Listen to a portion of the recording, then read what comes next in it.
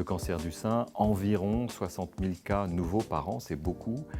Mais la plupart d'entre eux, en fait, portent un espoir de guérison et c'est une très bonne nouvelle. La durée de vie, d'ailleurs, des patientes qui sont atteintes de cancer du sein, en fait, est de plus en plus longue. Mais il existe, pour certaines d'entre elles, malheureusement, des cas pour lesquels on n'a pas de solution thérapeutique, parfois depuis des décennies, il n'y a pas de progrès finalement. Donc nous concentrons en fait nos efforts pour trouver des médicaments pour ces patientes, pour leur permettre évidemment d'avoir un espoir et un avenir. Alors si on se concentre sur le cancer qui est dit triple négatif, le cancer du sein, ça représente 15% de ces patientes, c'est-à-dire environ 9000 cas par an, c'est quand même un chiffre tout à fait significatif.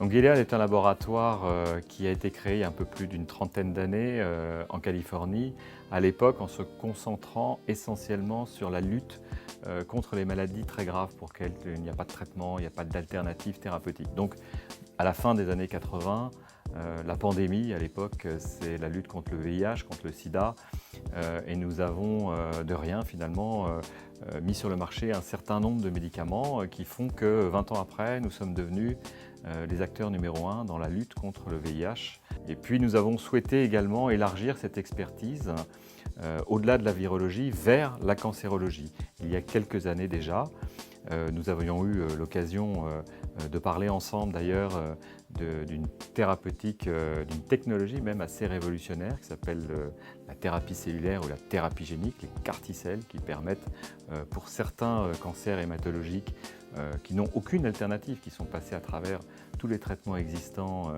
donner un espoir de guérison, c'est quand même extraordinaire. Et puis nous attaquons, si j'ose dire aujourd'hui, un autre pan de la cancérologie qui sont les cancers solides et en particulier le cancer du sein.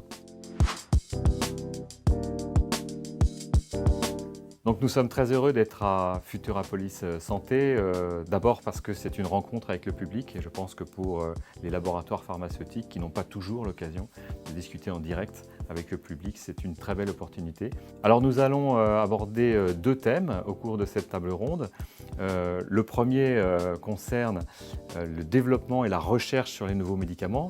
L'objectif serait de tordre le cou peut-être à un certain nombre d'idées reçues sur la façon dont on développe et on trouve des nouveaux médicaments dans les pathologies qui en ont véritablement besoin.